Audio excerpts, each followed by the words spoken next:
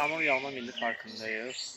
Hansı ki bu ərazi Prezidentin sərəncamı ilə 5 noyabr 2012-ci ildə əsası qoyulmuşdur. Ərazidə 5 ekoturizm marşrutu var. Ən gözəl ekoturizm marşrutlarından birindəyik. Hazırda Tel bulağında.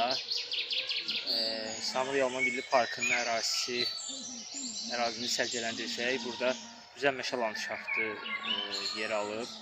Bundan başqa çəmən meşə torpaqları bu əraziyə məxsusdur. Heyvanat aləminə gəldikdə isə çöl domuzu, yenot, çöl pişiyi, bundan başqa məzar qartalı və sair kimi heyvanlara rast gəlinir və nəsli kəsilən heyvanlardan da başaq bu ərazidə var, yəni tək-tük də olsa qalmışdır.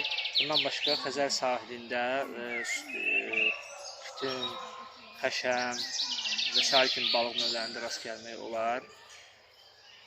Çox maraqlı bir ərazidir. Sıx meşəliklə əhatə olunan bir ərazidir. Sahəsi 11.772 min hektardır.